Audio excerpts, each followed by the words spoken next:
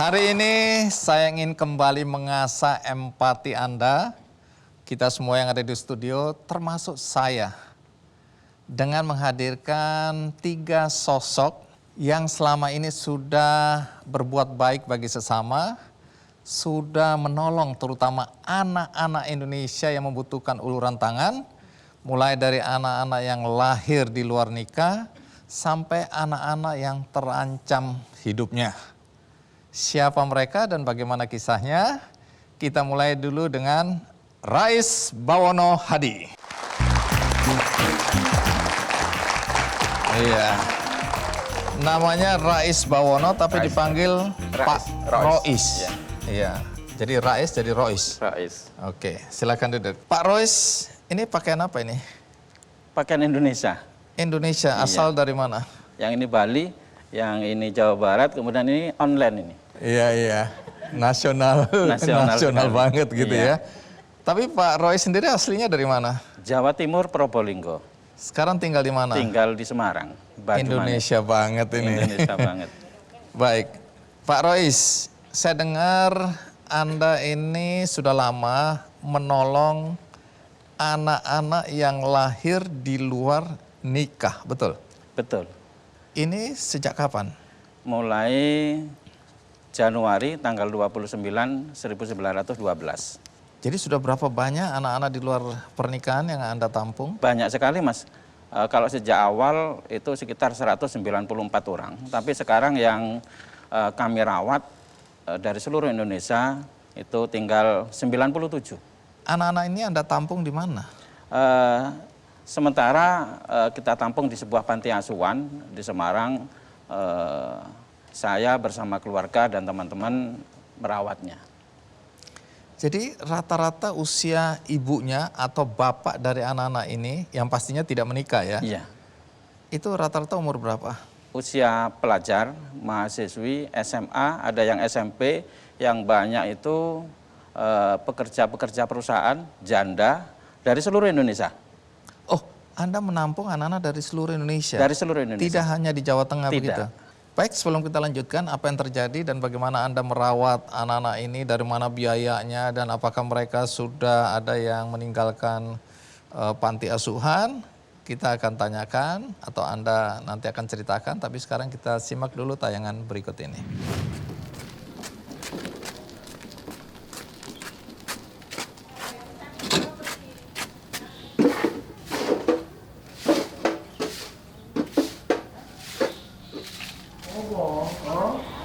Belum mandi? Apa?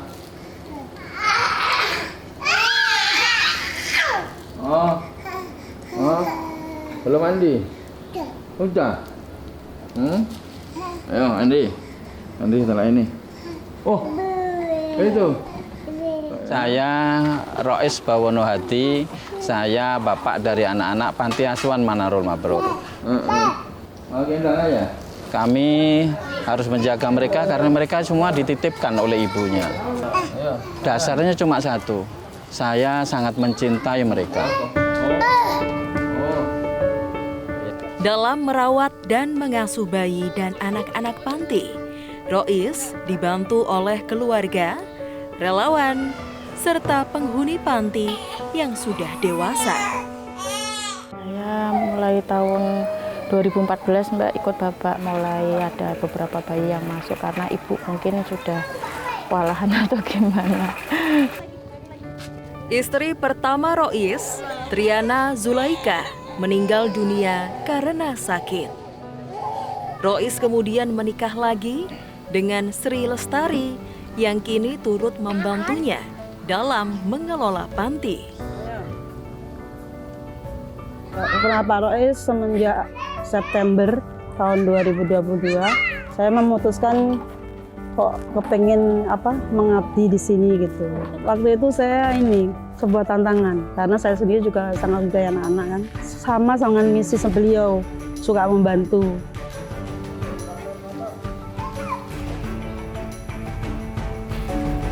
Rois menganggap anak-anak asuhnya seperti anak sendiri.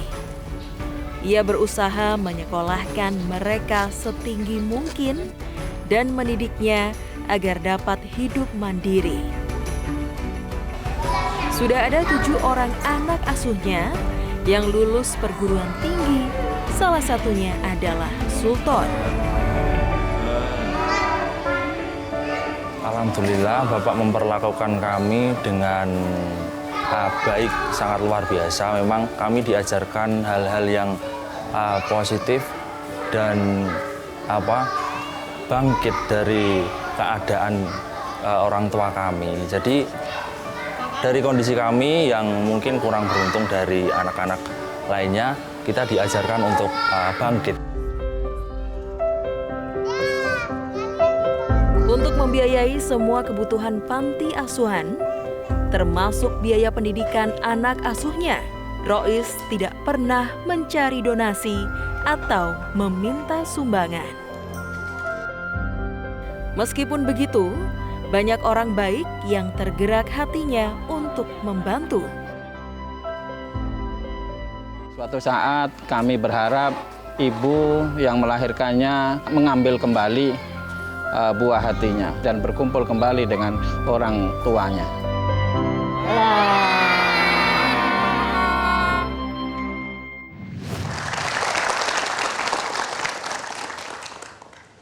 Anak-anak ini kelihatannya sebaya semua ya. Yang paling kecil sekarang umur berapa yang ditampung di sana? Atau yang pernah ditampung itu umur yang paling kecil berapa? Mereka itu datang ke panti dalam kondisi hamil tua. Oh. Kemudian kita kasih tempat tinggal gratis, biaya makan gratis. Ibu-ibunya? Iya. Kemudian biaya melahirkan gratis. Jadi dalam kondisi hamil mereka bersembunyi. Karena kalau dia hamil di tempat kosnya, kalau dia mahasiswi atau pekerja-pekerja perusahaan, mereka akan malu. Sebab perutnya kehamilannya semakin besar, perutnya akan semakin besar dan mereka tidak bisa menyembunyikan. Akhirnya mencari solusi, kemudian ketemulah kami. Kemudian kami tampung sampai melahirkan, semuanya gratis. Kemudian anaknya dititipkan. Jadi sebelum ibu-ibu itu melahirkan, sudah saya tanya, ini nanti bayinya ketika lahir itu mau bagaimana? Mau dibawa pulang kembali setelah lahiran, atau dititipkan kepada keluarganya, saudara-saudaranya, atau mau diadopsikan. Kalau memang boleh diadopsikan, nanti kita ketemukan dengan adopternya. Tetapi kebanyakan naluri seorang ibu ingin bertemu kembali dengan anaknya. Maka kebanyakan yang sudah saya tolong itu, yang lahir di panti asuhan, itu cuma dititipkan. Nanti suatu ketika akan diambil kembali oleh ibunya, tanpa batasan waktu. Apakah sudah pernah kejadian ada ibunya yang kembali mengambil anaknya? Sudah 46. Dalam usia berapa anak-anak ini? Di bawah biasa? 1 tahun. Kami dan penonton di rumah tentu ingin tahu awalnya bagaimana sih sampai Pak Rois ini kok punya panggilan untuk menolong anak-anak, korban hubungan seks di luar nikah ini? Kami itu adalah panti asuhan yang bergerak di bidang sosial dan kemanusiaan.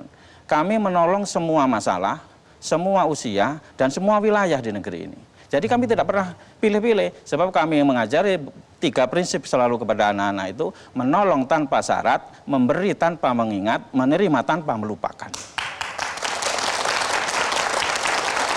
Baik, hanya karena mungkin pernah menampung anak-anak di luar nikah, akhirnya dari mulut ke mulut dianggap bahwa tempat Anda adalah tempat paling aman bagi perempuan-perempuan yang hamil di luar nikah untuk tadi ya, bersembunyi tanda kutip, kemudian melahirkan dengan tenang dan anaknya dijamin bisa tinggal di sana, dijaga sampai kemudian mereka kembali untuk bisa mengambil. Tapi ada anak-anak yang sampai hari ini tidak diambil oleh orang tuanya. Belum diambil, karena yang kami tampung di sana mulai masih di dalam kandungan sampai umur 60 tahun ada. Karena jadi, semua masalah di sana. Maksudnya anak itu sampai 60 tahun itu tadi? Itu kan juga anaknya orang juga. Oh. Anaknya bapaknya. Iya. Aduh, kaget saya. Iya. Artinya, kalaupun belum ada orang tuanya yang datang mengambil, tetap dianggap belum diambil. Belum ya? diambil. Bukan kemudian tidak dilupakan diambil. anak-anak ini ya. Karena janji pertamanya dia menitipkan. ya konsepnya siapapun yang menitipkan mereka yang wajib mengambilnya. Tidak boleh diambil oleh orang lain. Baik, nanti jelaskan ya, karena Anda tadi bilang bahwa Anda tidak mengajukan proposal, tidak minta-minta. Tapi ini kan logika berpikir manusia dengan anak yang sebanyak itu. Dan kemudian nanti saya akan tanya juga, bangunan itu kok bisa ada sebesar itu? Kalau digambar ya, di video saya belum ke sana. Nanti Anda ceritakan dari mana asal muasalnya, bagaimana perjuangan Anda, tantangan yang paling berat yang Anda hadapi untuk menjaga anak-anak yang dititipkan di panti asuhan Anda. Tapi kita rehat sejenak, saya akan segera kembali. Jadi sampai jual harta pribadi? Harus toh Mas. Anak-anak itu kan harus hidup juga dan sekolah.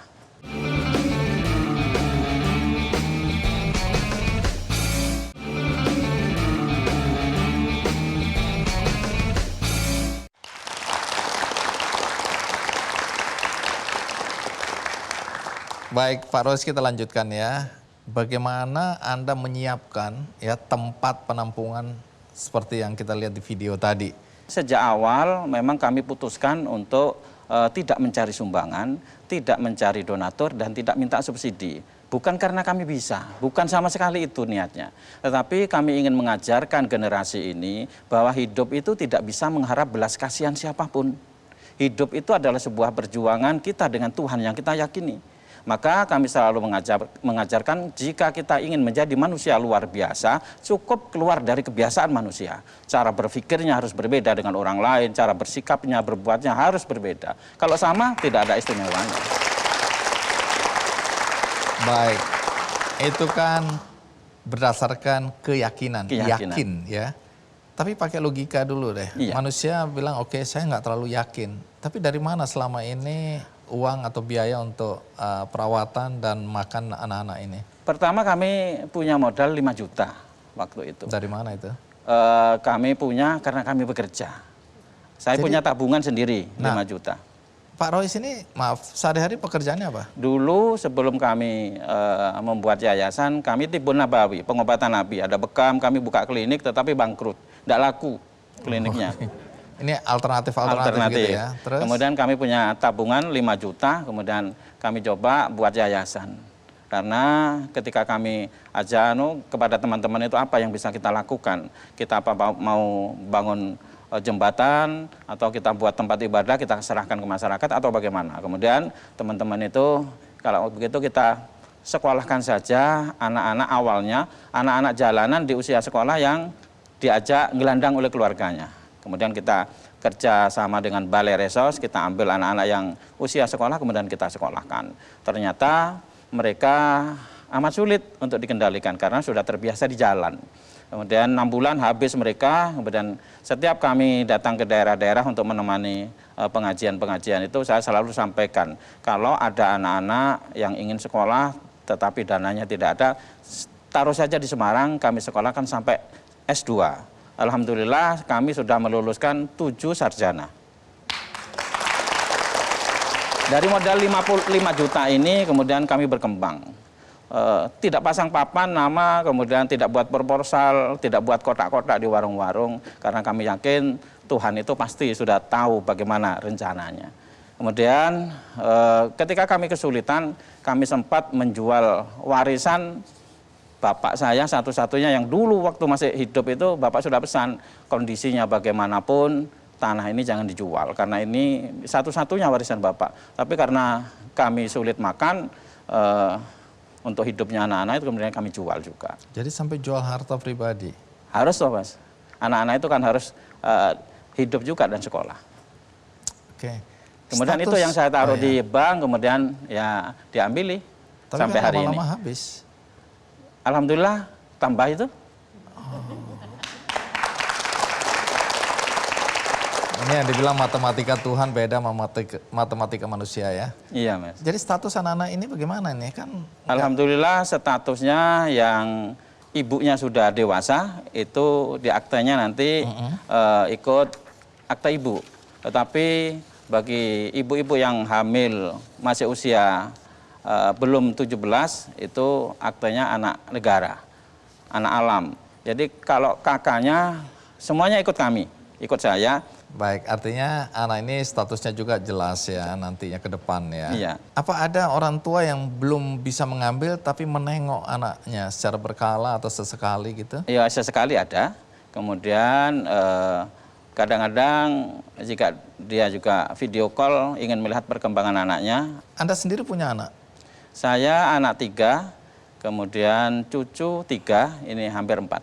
Nah, istri nggak keberatan ini, istri mendukung ya? Alhamdulillah sampai hari ini semuanya mengikuti kami. Istri ada di sini? Ada di sini. Boleh berdiri yang merasa istrinya? Mana? Oh, kita berikan. Oh iya. Jadi dukungan istri ini penting sekali ya. Iya Mas. Tadi kan ada anak-anak yang sudah sarjana. Kalau anak-anak sudah dewasa, terus mereka ingin mengembangkan dirinya keluar, boleh? Kami tidak ada ikatan apapun. Tugas kami cuma berbuat saja. Kita bebaskan dia mau bagaimana, mau seperti apa. Kalau dia masih berada di lingkungan kami, mau tetap ditinggal, apapun programnya, apapun idenya, kami dukung dan kami modali biasanya. Jadi udah berapa banyak anak-anak yang meninggalkan panti asuhan dan menjalankan kehidupan mereka masing-masing sampai hari ini? Yang sudah keluar berarti ada 100-an lebih Mas. Oke, di luar. Itu bisa ada yang masih datang menghubungi atau ada yang sudah menjalani hidup Ada Mas, yang ada yang masih berkunjung. Biasanya berkunjungnya kalau ada masalah. Karena saya bapaknya. Iya, tetap dianggap orang tuanya ya. Karena saya ada bapaknya, kemudian mau nikah, kadang-kadang kemudian cari hari baik, kemudian minta nasihat, seperti itu. Ya. Salah satu alumni panti asuhan Anda hari ini saya undang. Kita sambut Adek Sumantri.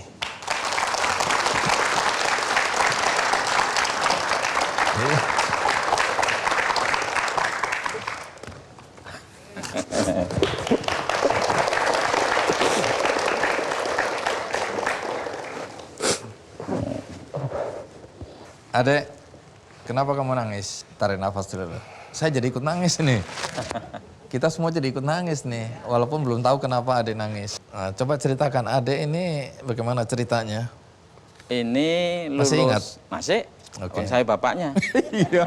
Iya betul juga. Coba cerita tentang adek. Dia lulus SD. Iya, tinggalnya di Purwodadi, di Jawa Tengah. Kemudian karena masalah ekonomi ke keluarga, kemudian dititipkan ke kami. Kemudian saya didik, saya sekolahkan SMP sampai lulus SMA. Dia termasuk anak yang paling nurut kepada aturan panti. Kemudian sebenarnya mau saya kuliahkan, tetapi kebutuhan ekonomi mungkin yang sangat mendesak, kemudian merantau ke Bekasi. Saya dengar sudah menikah dan sudah punya anak 2. Oke, adek, Ya, pertanyaan kami masih sama, kenapa nangis? ya. Saya terharu, terharu aja udah. Jadi apa nilai yang kamu dapatkan selama menjadi anak di panti asuhannya Pak Rois ini? Nilai-nilai yang kamu pegang sampai hari ini? Dia cuma selalu berpesan kepada saya, biar bisa menjadi manusia bermanfaat buat sesama. Itu yang paling saya masih terngiang-ngiang. Sampai saat ini, sampai detik ini, beliau sering berpesan, Le, kamu jadi orang yang cerdas, orang yang pintar, sehingga kamu bisa bermanfaat, berguna buat sesama, orang tuamu, jangan lupa semuanya, terutama buat sesama lah, kita bisa biar bisa jadi manusia pribadi yang bermanfaat. Itu yang, dan timbulkan rasa kasih, sayang, cinta terhadap sesama. Itu yang masih saya pegang sampai saat ini. Apa atau ada sesuatu yang kamu mau sampaikan di depan kami semua kepada Pak Rois yang sudah menjadi ayahmu? Saya banyak terima kasih kepada Abi, mendidik saya, selalu menanamkan rasa didikan itu terhadap semua dengan rasa yang selalu Abi bilang, rasa kasih, sayang, cinta, walaupun kami sebagai anak asuh Abi bukan anak kandung, tapi Abi benar-benar luar biasa.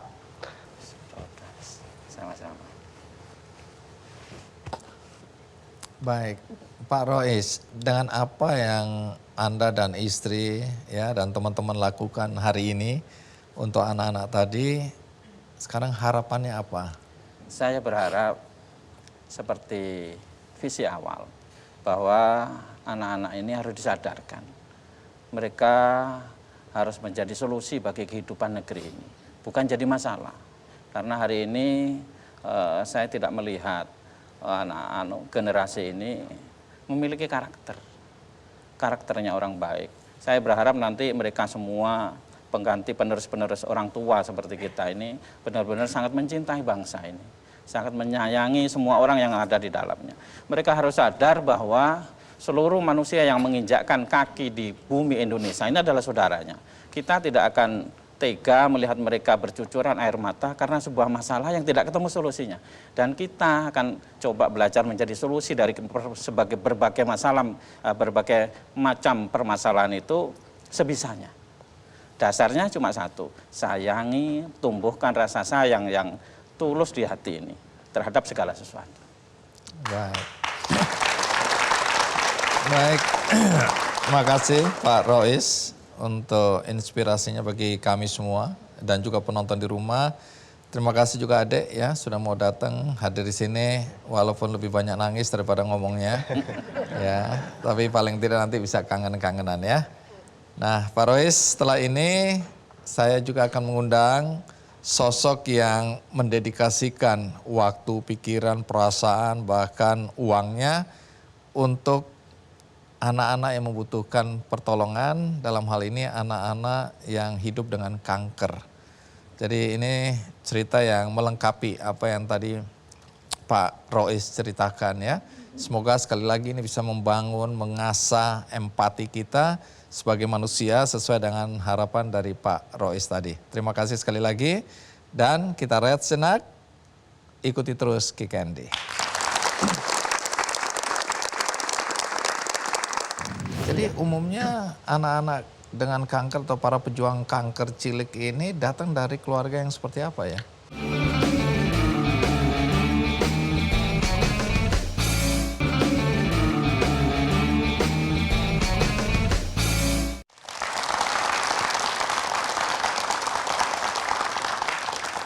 Tamu berikutnya ini pernah saya undang kurang lebih 13 tahun yang lalu. Kikendi usianya sekarang sudah 17 tahun. Pada waktu itu dia bercerita tentang kegiatannya membantu anak-anak dengan kanker. Hari ini kita akan mendengarkan perkembangan yang terjadi selama 13 tahun setelah tampil di acara Kikendi. Siapa dia? Mari kita sambut Ira Sulistyo. Bu Ira, terima kasih sudah mau hadir kembali. Silakan duduk. Bu Ira, sampai hari ini berapa banyak anak dengan kanker atau pejuang-pejuang kanker yang pernah mendapat perawatan, pertolongan dari Yayasan Kasih Anak Kanker Indonesia? Ya, sejak didirikan tahun 2006, sekarang kurang lebih mencapai hampir 5.000 ya. 5.000 anak yang kita bantu dari seluruh provinsi di Indonesia. Jadi yang dibantu ini khusus anak-anak dengan kanker?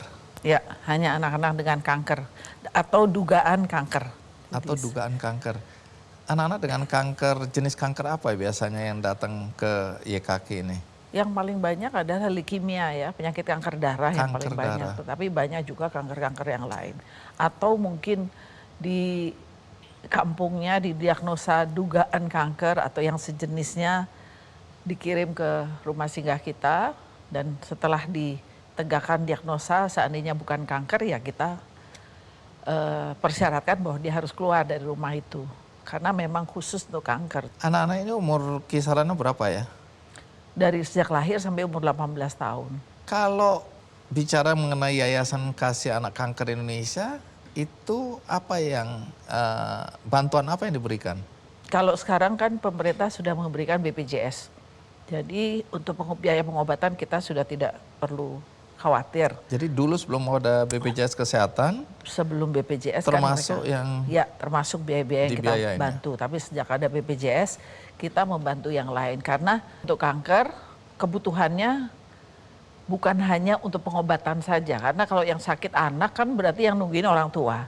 Orang tua kalau nungguin kan tentunya dia perlu tempat untuk berlindung juga. Maksud saya untuk dia tidur. Kalau seandainya dia anaknya di rumah sakit, orang tuanya juga bisa pulang ke rumah singgah kita yang biasanya terletak di rumah kita, nggak jauh dari rumah sakit. Tetapi kalau dia harus nungguin, anaknya pun juga kan butuh makanan. Dia butuh makan, dia butuh istirahat, gantian misalnya gitu ya. Kalau anaknya kecil 5 tahun itu kami perbolehkan untuk 2 orang, bapak ibunya. Menemani. Jadi bisa tinggal di rumah kita selama nungguin anaknya. Sekarang ini ada berapa rumah singgah di bawah Yayasan Kasih Anak Kanker ini? Sekarang kita sudah menjadi tambah 7 ya, jadi 8 dengan Jakarta ya.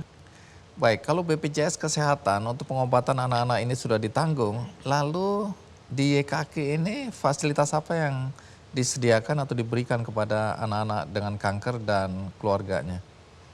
Tentunya kebutuhan sebuah rumah tangga ya, jadi dari mulai makannya, peralatan mandinya, bahkan obat-obatan bila memang diperlukan. Sebab tidak semua kebutuhan ditanggung oleh BPJS, maksudnya pengobatan ya. Jadi itu pun kami juga bantu.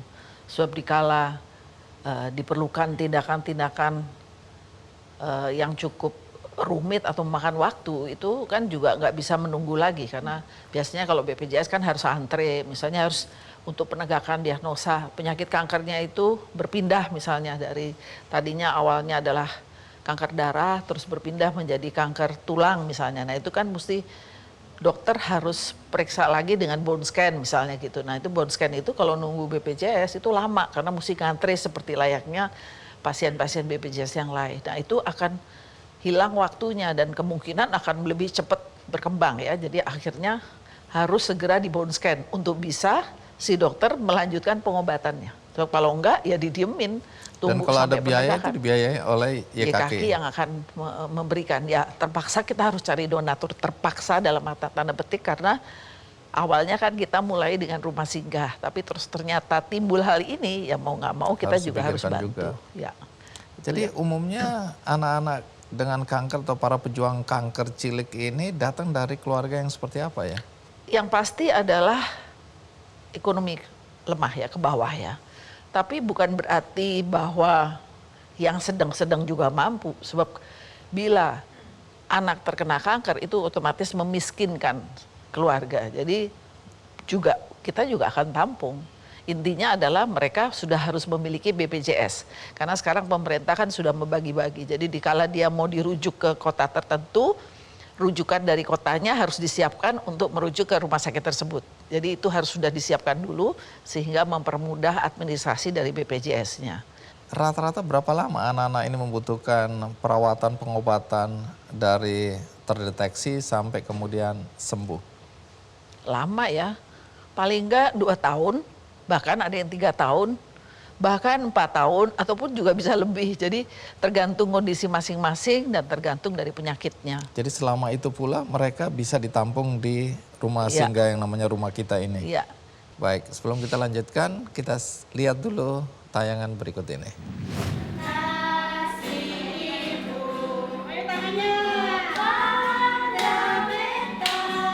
Hidup Ira Sulistyo sepenuhnya didedikasikan bagi anak-anak dengan kanker. Ira bersama 2 rekannya mendirikan Yayasan Kasih Anak Kanker Indonesia atau YKK pada tanggal 1 November 2006. Bagi Ira, penyakit kanker bukan hal yang asing. Ira sempat merawat dan mendampingi buah hatinya yang menderita kanker sejak berusia 4 tahun. Di samping merawat dan mendampingi anaknya, Ira aktif membantu anak-anak menderita kanker lainnya. Namun, kegiatan itu sempat terhenti saat anak tercintanya meninggal di usia 25 tahun. Di mimpi yang kedua dia datang lagi dengan nada marah.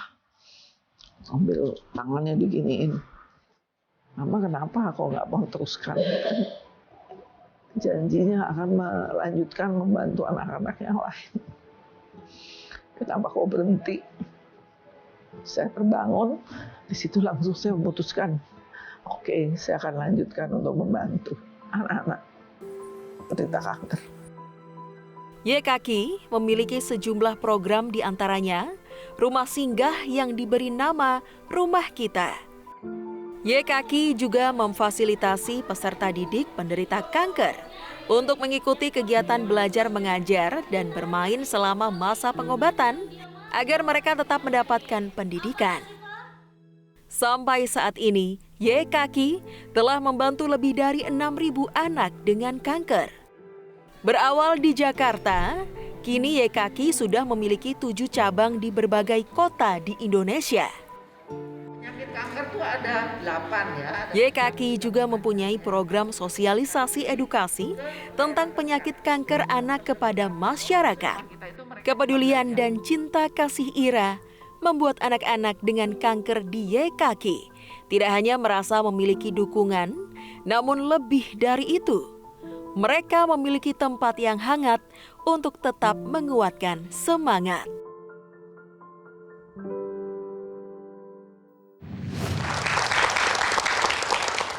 Jadi ada anggapan yang kuat di masyarakat bahwa siapapun yang kena kanker, termasuk anak-anak ini, tidak punya harapan hidup.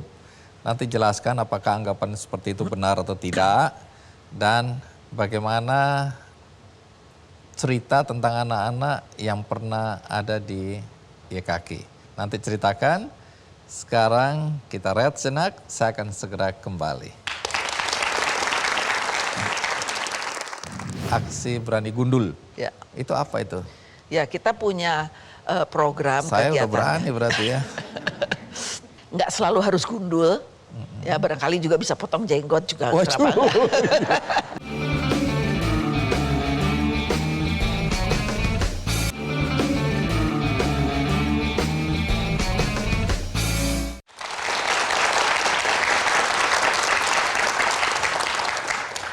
Bu Ira, soal biaya tadi, kan tadi membuka diri untuk donasi.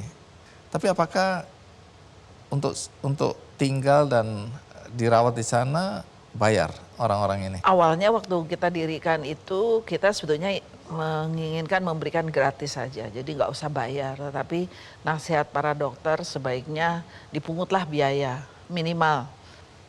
Contoh dengan 5.000 dan itu pun sampai akhirnya kita putuskan Rp5.000 dan sampai sekarang juga Rp5.000 per hari per keluarga. Ya, jadi Kenapa? karena ya saya pikir kalau kita mau bantu, kalau kita pakai harga seperti itu kan akan menjadi berat ya. Dengan harga 5.000 aja juga ada beberapa keluarga yang juga menyatakan tidak mampu ya. Sebab mereka betul-betul dari orang yang dari daerah, dari pelosok. Yang Kenapa betul-betul- dokter-dokter menyarankan bayar tidak gratis? Ya itu sebagai bentuk tanggung jawab aja ya. Jadi supaya mereka pun juga punya tanggung jawab. Nah, soal anggapan tentang anak-anak dengan kanker ini tidak akan bisa sembuh. Nah, soal ini bagaimana? Soal keyakinan atau pandangan bahwa anak-anak ini tidak bisa disembuhkan? Ya itu saya kira stigma yang salah ya. Sebab orang menganggap kanker itu adalah sia-sia ya seperti yang disampaikan. Tapi beda dengan kanker anak. Kanker anak itu tidak bisa dideteksi, dalam arti kata kita harus mengenali gejala-gejala dan tanda-tandanya. Ya mendeteksi dininya dengan gitu, jadi mengetahui gejala-gejala dan tanda-tandanya. Kecuali satu penyakit kanker mata itu bisa dideteksi. Tapi kalau yang lain harus diketahui gejala-gejala dan Kalau mata boleh tanda-tandanya. tahu supaya pengetahuan buat kami semua. Kalau mata deteksi itu, itu ya. bagaimana? Bila ada titik putih di antara retinanya, di retinanya, terus mantul kalau kena sinar. Jadi kayak Kayak mata orang kucing bilang gitu ya? mata kucing, itu artinya udah kena kanker. Bahkan itu udah waktunya untuk dicabut. Kanker matanya. apa? Kanker mata atau retinoblastoma namanya. Jadi itu yang bisa dideteksi, tapi kalau yang lain tidak bisa. Jadi pemahaman tentang pentingnya kita tahu sejak awal anak kita atau anak-anak ini terkena kanker itu penting sekali ya. Sangat penting, sebab di situ kita bisa tahu, bila segera tahu atau tanda-tandanya itu sebenarnya simple. Hampir sama sumir dengan demam berdarah, dengan penyakit flu ya. Itu misalnya meriang, badannya meriang, terus nggak nafsu makan. Tapi segitu dikasih obat dia turun. Obatnya berhenti, sumeng lagi. Itu suatu pertanda. Belum lagi suka mimisan, itu juga tanda-tandanya. Atau nggak ada nafsu makan, itu tanda tanya. Bagi kanker darah atau leukemia. Nah itu perlu diwaspadai, lebih baik segera cek, periksa, dan periksanya juga periksa darah. Jadi bukan hanya sekedar lihat itu, tapi harus diperiksa darahnya. So kalau dilihat sepintas, dokter sering rancu itu tadi. Jadi dibilang, ini demam berdarah, udah obatin ini aja.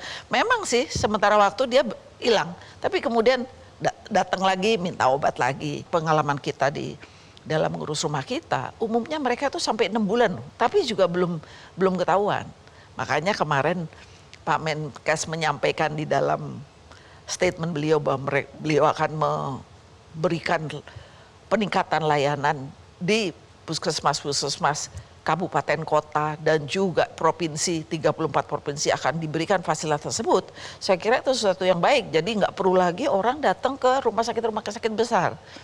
Sekarang yang harus kita juga tagih dalam tanda petik kepada Bapak Menkes adalah bagaimana untuk melayani SDM-nya, alat-alat tersebut. Misalnya kalau ke puskesmas harus ada laboratorium yang periksa darah.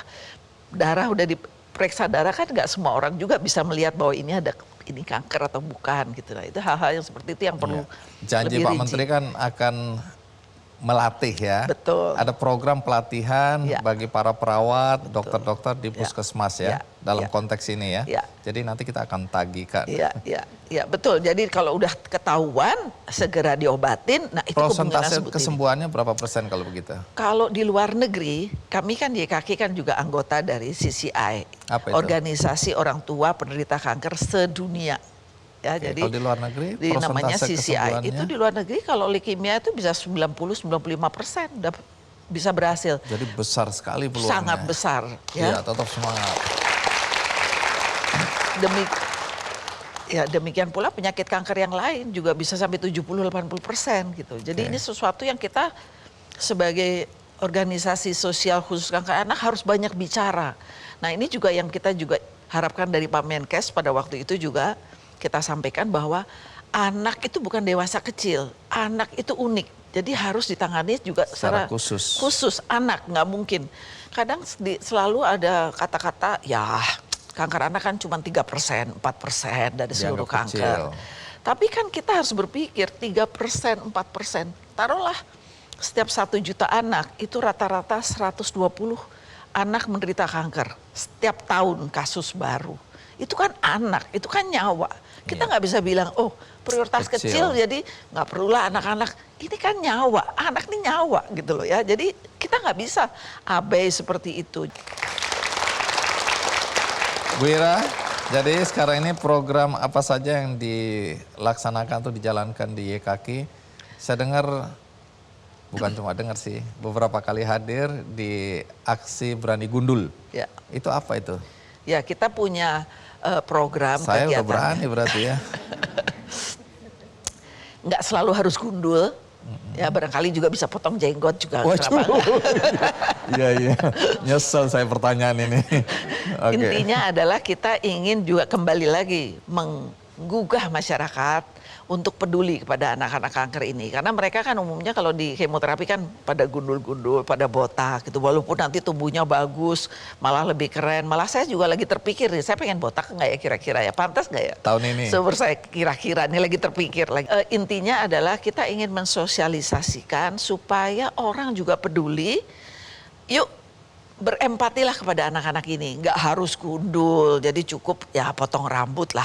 Itu kita bikin setiap tahun, udah sejak tahun 2000, ya udah berapa tahun, udah 8 tahun Itu di ya. berbagai daerah itu? Di semua daerah, dan ayo bantu mensosialisasikan mengenai kanker anak ini. Bahwa kanker anak bisa diupayakan sembuh.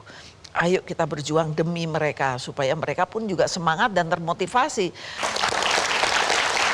Baik, ada juga donasi 10 ribuan dan lain-lain. Jadi bisa dilihat di websitenya ya. Iya. Soal sekolah tadi juga menjadi penting ya. Iya. Anak-anak yang dianggap ketinggalan pelajaran karena dia harus dalam perawatan, itu dibantu dengan sekolahku. Iya. Jadi ada guru-gurunya nih. Ya, jadi kami, ini juga berdasarkan pengalaman ya. Dikala saya mendampingi anak saya, dia pun walaupun dia lagi dirawat di rumah sakit tersebut tuh ada sekolah. Jadi dia berangkat pergi ke sekolah. Kalau lagi tidak dirawat, kami tinggal di rumah singgah yang sebelahnya rumah sakit. Dia datang ke rumah sakit hanya untuk sekolah. Jadi itu yang menginspirasi saya sehingga sekolahku itu berdiri. Walaupun awalnya ditentang, jadi bukan berarti dengan mudah ya mendirikan sekolahku ini.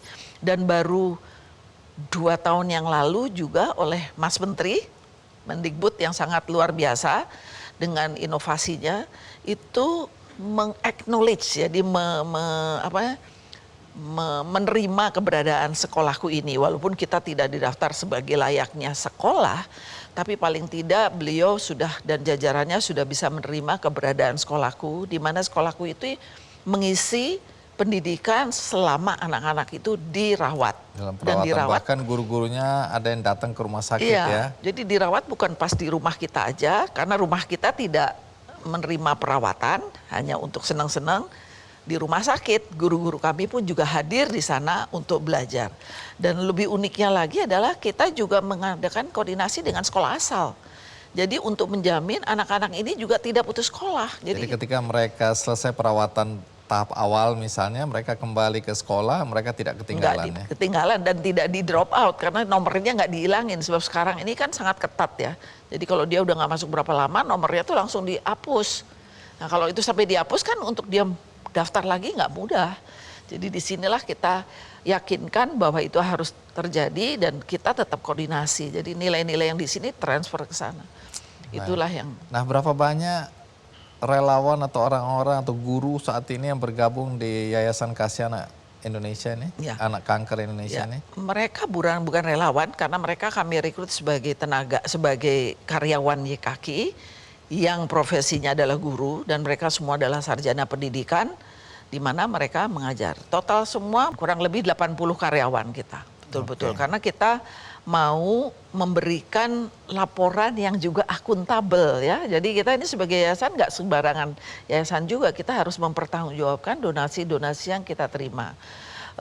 Bahwa setiap rupiah dana yang masuk, setiap donasi berupa in-kind, jadi barang-barang lain, sembako ataupun yang lain, itu pun juga kami data dan kami laporkan dalam laporan keuangan yang diaudit setiap tahun dan bisa dilihat di dalam website kami. Jadi di situ pertanggungjawaban kita. Jadi siapapun berdonasi tenang bahwa uangnya sampai pada tujuan ya. Mudah-mudahan. Oke.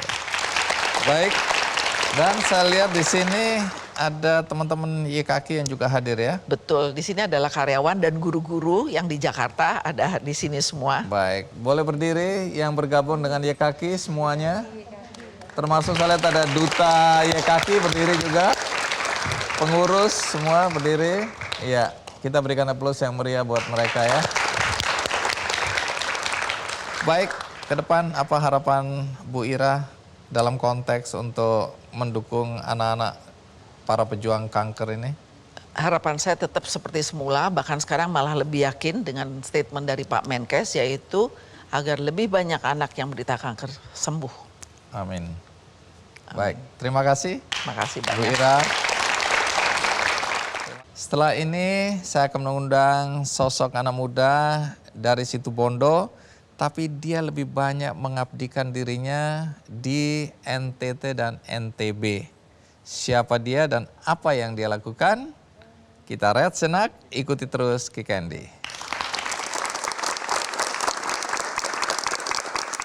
Oh jadi Anda kasih dengan cinta, tapi habis itu kembalikan, nanti kita gadaikan. Iya. Suami macam apa ini? Suami yang agak gila katanya.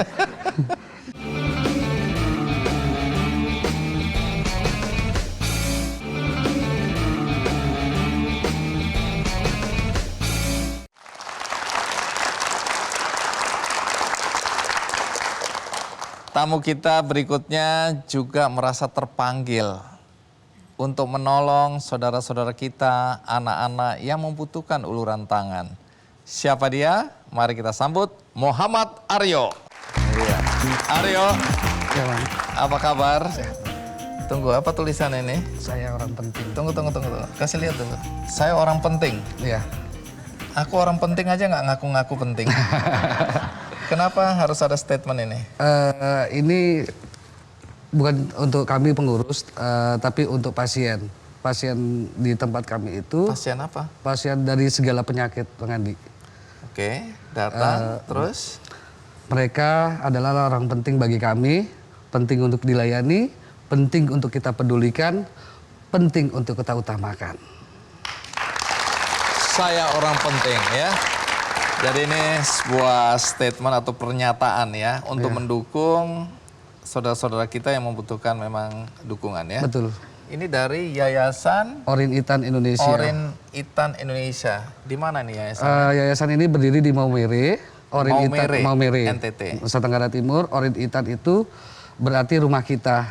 Bahasa Maumere. Maumere. Jadi Yayasan Rumah Kita Indonesia yang di dalamnya semua yang ada di dalamnya baik pasien dan yang kita bantu dari latar belakang yang berbeda, tapi saat kita masuk ke rumah kita satu, tidak ada perbedaan. Tidak ada perbedaan. Jadi Anda sendiri bukan orang asli NTT? Bukan, saya dari Situbondo tadi, dari benar itu Situbondo, berarti betul. ya? Tapi pengabdian Anda lebih banyak di NTT dan? NTP dan banyak aja juga di Sulawesi juga, tapi paling banyak di NTT. Oke, silakan duduk, Aryo. Jadi di NTT, NTP atau di Sulawesi ini payung kegiatan Anda adalah Yayasan Orin Intan. Itu payungnya ya? Iya. Ini siapa aja nih yang terlibat di dalam yayasan ini? Kebetulan saya pendiri. Nanti cerita bagaimana sampai kemudian Anda terdampar untuk berbuat kebaikan di NTT, kemudian NTB dan Sulawesi.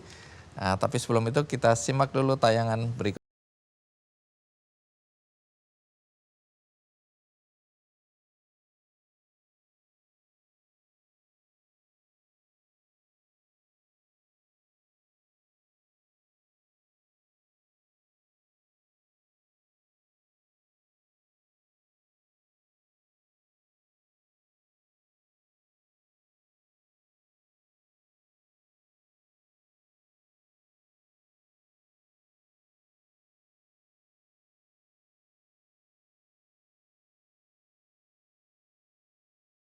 Pusat di Flores, Nusa Tenggara Timur ini telah membantu ratusan orang dengan memberikan bantuan-bantuan sosial, salah satunya rehabilitasi medis bagi pasien penderita kanker dan penyakit berat lainnya.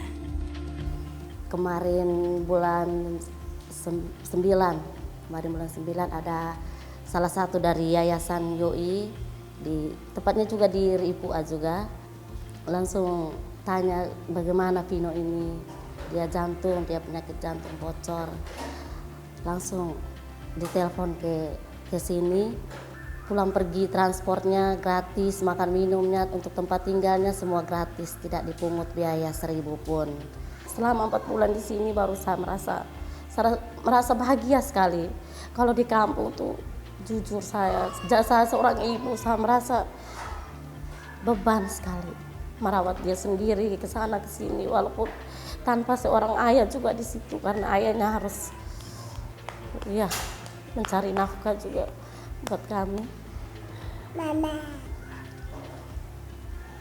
Datang sampai di sini saya bersyukur sekali ada Bunda, para relawan, terutama Abi juga. Bersyukur sekali. Ialah Muhammad Aryo, salah satu pendiri Yayasan Orin Intan Indonesia. Pria asal Situbondo ini sejak lama tertarik dalam kegiatan sosial. Dirinya kerap menjadi relawan kemanusiaan saat terjadi bencana di Indonesia. Ia juga mendirikan beberapa yayasan sosial di Sumatera, Jawa, Kalimantan, Sulawesi, Nusa Tenggara Timur, hingga Papua.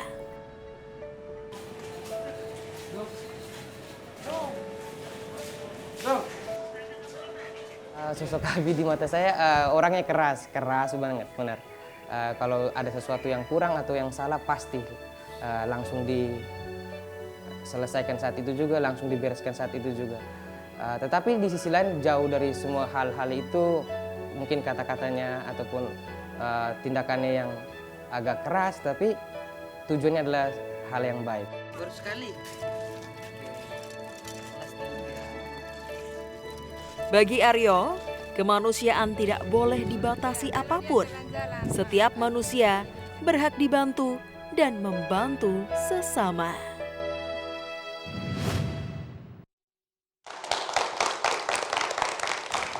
Jadi sebelum aktif di Yayasan Orin Intan ini, Anda memang sudah punya kegiatan sosial ya? Dari 2004 Bang Andi, saat tsunami Aceh. Bisa cerita, apa yang mendorong Anda untuk terjun ke urusan kemanusiaan ini? Saya pernah kerja di salah satu mining di Perusahaan Pekanbaru. pertambangan. Ada CSR-nya mengajak untuk saya ada di Aceh. Hampir setahun ya. 1 tahun. Untuk urusan tsunami waktu itu? Oke, Nah, terus? mulai awal di situ saya sempat juga sakit di sana dan dibantu sama mereka juga karena saya melihat mayat nggak kuat kan. Karena kita target 250 orang satu hari untuk ngangkat mayat. 200 jenazah? Iya. Sempat sakit. Terus dan Anda sakit? dibantu sama teman-teman. Nah di situ mulai ada titik balik untuk membantu sesama. Oke, jadi ada panggilan callingnya itu datang ketika Anda justru menjadi relawan CSR dari perusahaan ya ke Aceh. Dari situ terus saya resign dan saya aktif di teman-teman dokter yang dokter Indonesia sebagai tenaga sosialnya sebagai trauma healing. Oke, jadi perjalanan hidup Anda ini yang membentuk pemahaman bahwa menolong orang lain itu adalah tujuan hidup Anda. Iya. Jadi bahkan meninggalkan pekerjaan, terjun ke kegiatan yang nggak ada kepastian dalam konteks ekonomi, bahkan mengeluarkan uang, dan kemudian sampai Anda diperintahkan tadi oleh dokter untuk membawa pasien ke NTT, Maumere. Betul. Kenapa Anda nggak balik waktu itu? Saya balik Bang Andi. Oh, saya tetap balik dan karena saya juga bukan yang nggak ada kerjaan, tapi saya ada usaha kecil-kecilan juga, alat-alat material sebagai sales gitu. Tetap ada walaupun part time. Saya balik, tapi saat di sana saya ketemu dengan dinas sosial dan bupatinya. Saya diajak melihat demografi dan penduduk. Di situ saya lagi nangis kembali. Saya melihat dalam apa yang Anda lihat hari itu? Dalam satu keluarga itu ada 4 anak yang sehat cuma 1. Dan rumahnya di jurang, makan, buang air besar, tempat tinggal 1. 1 anaknya diikat pakai tali rapia karena ODGJ. 1 anak lagi cerebral palsy dalam keadaan yang nggak bisa apa-apa. Dan orang tuanya itu tinggal numpang. Jadi ini pemandangan yang menggugah perasaan Anda ya? Ya, dan itu tidak 1 doang. Oh. Banyak. Disitulah saya telepon teman-teman dokter. Kebetulan dalam teman saya ini ada banyak dokternya. Saya ceritakan kepada dokter Rata Teja. Akhirnya saya suruh di situ dulu untuk 2 minggu untuk asesmen. Dan ternyata sampai saat ini kejeblos saya tersesat di jalan kebaikannya ini sampai sekarang sampai saat tersesat di jalan kebaikan. Baik. Jadi sebenarnya pernah juga buka warung gitu ya. Betul. Untuk kehidupan. Tapi panggilan Anda lebih kuat ke urusan kemanusiaan ini. Justru warungnya banyak kan kita kasih ke orang. Waduh. Jadi tutup dong warungnya? Ya tutup karena juga istri kan kerja juga kan. Oh udah menikah? Sudah. Nah ini menarik nih. Saya selalu ingin tahu bagaimana sikap istri. Kan istri juga punya pemahaman bahwa hidup keluarga kita ini harus aman dulu, baru kita nolong orang lain. Betul. Kalau belum aman-aman banget, kalau bisa jangan dulu. Nah kalau istri Anda bagaimana? Ya alhamdulillah sempat stres. Oh, ada istri di sini? Ada. Mana istri yang stres ini? Coba, oh ya berdiri dong. Nggak stres, dia senang tuh. Iya. Pasti awal-awalnya stres juga ya. Bukan stres lagi, karena apa yang saya belikan, saya gadaikan untuk orang sakit. Tunggu dulu, apa yang pernah Anda berikan dan Anda kemudian gadaikan? Ya, emas-emasnya dia. Oh jadi Anda kasih dengan cinta, tapi habis itu kembalikan nanti kita gadaikan. Iya. Suami macam apa ini? Suami yang agak gila katanya.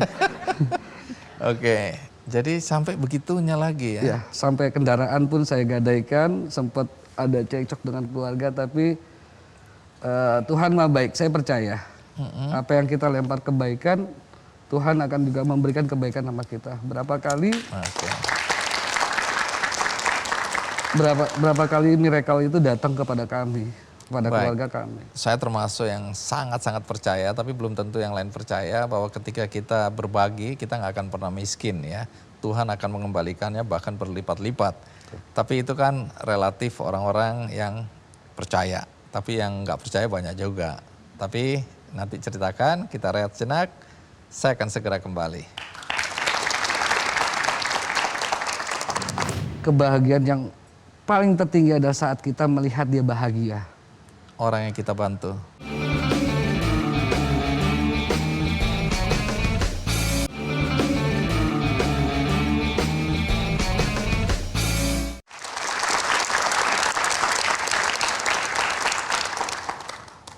Aryo, jadi bisa cerita kasus apa aja yang pernah dibantu oleh YOI ya, Yayasan Orin Itan ini ya? Kalau di Maumere sendiri sudah cukup lumayan lah gitu. Kalau untuk dari mulai untuk rehabilitasi medis, pemberdayaan untuk anak-anak difabel, gereja, terus sekolah maupun masjid kita. Kegiatan sosial ini berarti tidak untuk satu agama ya? Tidak. Ini untuk semua agama, semua suku juga? Semua suku, karena Tuhan menciptakan kita tidak mengenal itu.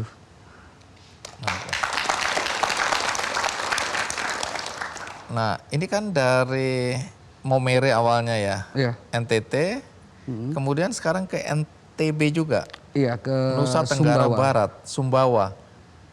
Bagaimana ceritanya sampai kemudian ada pelayanan atau Jadi adalah kegiatan di sana? salah satu sahabat di Sumbawa sana, di Dompu tepatnya, kebetulan tetangganya itu kena kanker hati. Seorang anak kecil usia 7 bulan, sekarang ini udah 2 tahun, udah 2 tahun setengah. Ya kita bawa, kita rawat, kita dampingi, dan akhirnya dari situ nek Jawa tuh getuk tular. Dari mulut ke mulut. Dari mulut ke mulut. Orang Akhirnya tahu bahwa ada YOI yang bisa membantu ya, bisa menolong. Sehingga mulai banyak kegiatan sosial di sana. Betul. Oke, terus kemudian kalau tadi di Sulawesi apa itu? Di Sulawesi juga sama, di Poso. Sulawesinya ini di mana? Poso. Oh, di Poso. Di Poso ada Ibu Yanti namanya, kanker payudara, karena sudah hancur banget di rumah sakit di Poso, tidak mampu. Dia tidak punya uang untuk berangkat karena dia seorang janda, sebatang kara juga. Akhirnya ada teman, salah satu teman menghubungi kami. Saya hanya bilang, kalau memang kamu siap untuk dibawa ke Bali atau Surabaya, saya akan fasilitasi. Akhirnya dibawa, bisa? Akhirnya dibawa, bisa, dan Surabaya. alhamdulillah sekarang sudah sehat. Oh, sudah sehat? Sudah. Nah, saya selalu tanyakan ini, karena saya selalu ingin tahu, semua kegiatan-kegiatan kemanusiaan ini kan membutuhkan Dana. biaya operasional, dana. Dari mana ini dananya? Pertama, puji syukur ada salah satu NGO namanya Stitching Help Flores dari Belanda yang konsen untuk di Flores. Jadi kita sering dapat bantuan oleh mereka, dan juga dari salah satunya dari platformnya Bang Andi juga kita ada di situ dari Benih Baik untuk bantuan operasional, dan juga kebetulan saya juga nyupir kan untuk misalkan ada turis ini, dan ada driver online juga. Berapa banyak teman-teman yang terlibat di yayasan ini? Kalau total relawan itu 12. Relawan itu artinya tidak dibayar? Tidak dibayar sama sekali, dan mantan pasien. Anda kan dari Situbondo. Situbondo itu Jawa Timur ya? Jawa Timur. Tapi lebih banyak pengabdian di NTT, NTB, Sulawesi. Tidak, sebelumnya di Situbondo juga, Bang Andi. Oh, Situbondo sudah mulai di situ? Lebih dulu. Lebih dulu? Lebih dulu, karena di tempat saya, kalau orang bilang sebelum engkau buka jendela rumahmu, pintu rumahmu, kamu terangi dulu rumahmu. Artinya? Artinya jika engkau mau berbuat kebaikan, kebaikan dulu untuk di tempat tinggal kita, di lingkungan kita, di keluarga kita. Oke, tapi sekarang lebih banyak di NTT. NTT, kalau di Situbondo sudah ada tim Situbondo. Iya. Artinya satu hari nanti Anda akan tinggalkan YOI Indonesia, kembali ke kampung halaman, atau Anda merasa akan tetap di YOI? Karena begitu, ya ini yang saya sebut miracle, saat di YOI Tuhan mendatangkan orang-orang luar biasa, orang-orang baik. Kita nggak berpikir YOI ini umurnya baru 4 tahunan lah. Tapi tiba-tiba ada orang baik, ini rumah, ini tanah. Kalau kamu mau anak udang, cicil berapa sebisa mampu kamu. Ini kendaraan karena melihat kami begitu tulus, teman-teman, dan akhirnya diberikan ada orang baik. Jadi mau tidak mau, saya harus memegang amanah itu untuk di rumah singgah itu. Itu yang Anda sebut mujizat tadi ya. Salah Sesuatu satunya yang itu. tidak terpikirkan terjadi. Salah satunya itu. Nah, apa tantangan yang Anda dan teman-teman hadapi ketika melakukan kegiatan kemanusiaan seperti ini? Tantangan terberatnya apa? Pertama, kalau di Mawar itu demografi. Keduanya itu karena SDM. Lokasinya berjauhan. Jauhan, terus aksesnya akses, terbatas. dan hampir rata-rata mereka belum memiliki BPJS, Bang Andi. Makanya ada beberapa desa, kebetulan kami selalu dekat dengan kepala desa di sana, di daerah terpencil. Saya hanya bilang, Pak Kades, kalau bisa ambil sedikit dana desa, masukin pasien-pasien tersebut dan keluarganya diikut sertakan ke dalam BPJS. Nanti setelah jalan 6 bulan kan ada verifikasi validasi data lewat DTKS Dinas Sosial. Dan itu bisa dirubah kalau memang ini faktor kemiskinan. Dan kelihatan sudah, kok ini nggak dapat gitu. Jadi kita memberikan juga edukasi kepada masyarakat untuk BPJS itu penting. Baik, pertanyaan terakhir ini. Apa kebahagiaan yang Anda dapatkan dari semua kegiatan ini? Pertama, saya banyak keluarga, Bang Andi. Kebahagiaan saya, dimanapun tempat saya banyak saudara itu. Kebahagiaan yang paling tertinggi adalah saat kita melihat dia bahagia. Orang yang kita bantu. Yang kita bantu sembuh dan bisa pulang dengan senyum bahagia, pulang berangkat kita bopong tandu, pulang dengan jalan kaki dan semangat yang luar biasa. Aryo, terima kasih sudah hadir dan menyampaikan cerita-cerita inspiratif ya. Kita harapkan siapapun yang mendengar kisah ini, mendengarkan juga cerita dari Pak Rois, Bu Ira, itu bisa tergerak hatinya, terasa empatinya untuk berbuat kebaikan yang sama dalam bentuk yang berbeda-beda tentu ya. Terima kasih sekali lagi, tapi jangan kemana-mana. Sebelum kita akhiri, saya undang kembali Pak Rois untuk naik ke atas panggung. Bu Ira juga mohon ke sini supaya kita tutup bersama-sama ya. Sebelum kita tutup, saya ingin mengundang Pak Handaka dari Sogo. Ini sahabat lama saya dalam kebaikan. Terima kasih Pak Handaka kehadirannya. Dan saya mengundang sahabat saya juga Firdaus Juli untuk naik ke panggung dari benihbaik.com. Baik, ada 2 agenda. Pertama, agenda yang saya dengar katanya Pak Handaka atas nama teman-teman Sogo ingin memberikan apresiasi dan support kepada 3 narasumber, apa betul? Betul. Oke, kenapa sampai merasa perlu untuk mendukung dan memberikan apresiasi? Ya, kami bersama Benih Baik telah menjalankan beberapa program selama ini. Yang lalu untuk kesehatan, menghadapi pandemi, dan kali ini kami juga hal yang sama ingin berpartisipasi lah untuk ini. Oke, dan ini sudah berlangsung berapa tahun? Kerjasama dengan Benih Baik dengan Sogo sebenarnya sudah beberapa kali Om Andi. Memang ada periode-periodenya. Ini yang sudah kesekian kalinya lah, karena Sogo memang luar biasa sekali dalam hal kemanusiaan. Jadi mereka pernah partisipasi untuk APD, lalu untuk ketika anak-anak. Pandemi terutama ketika pandemi luar biasa berjibaku, lalu kemudian Sogo ikut berpartisipasi untuk anak-anak yang malnutrisi, yang kelaparan. Dan sekarang ini Sogo berpartisipasi untuk pendidikan anak-anak Indonesia. Jadi benar-benar mereka sangat concern dan sangat serius berkaitan dengan kemanusiaan. Luar biasa. Ya, terima kasih. Untuk itu secara formalitas mau diserahkan dulu bantuan untuk para narasumber, baru kemudian nanti diserahkan ke Benih Baik ya. Ya. Baik, silakan. Apresiasi dari Sogo. Iya. Senilai 25 juta. Semoga bisa berguna. Masing-masing. Baik. Pak Andaka, tentu ketika memberikan apresiasi dan dukungan ini ada harapan dari teman-teman di Sogo ya. Apa harapannya?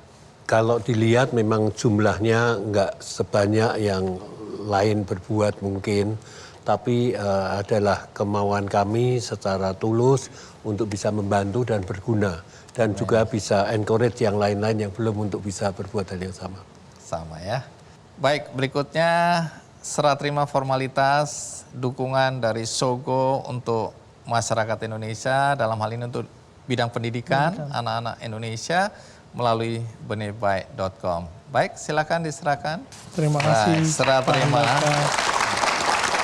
Jadi yang ini adalah dana yang dikumpulkan dari mana, Pak Andaka? Jadi kami menampung dana yang disalurkan oleh customer yang berbelanja di Sogo. Jadi pada waktu mereka berbelanja, mereka juga ingin menyumbang, jadi sekaligus. Jadi sekali lagi terima kasih Pak Andaka, terima kasih pada customer Sogo yang sudah terpanggil untuk menolong sesama, dan terima kasih juga sudah mendukung narasumber kita hari ini. Baik, terima kasih. Tapi saya juga ingin berbuat baik dengan berbagi buku. Iya, penting juga ini buku buat anak-anak, buku buat siapapun juga. Bagi Anda yang ingin mendapatkan buku ini, caranya mudah.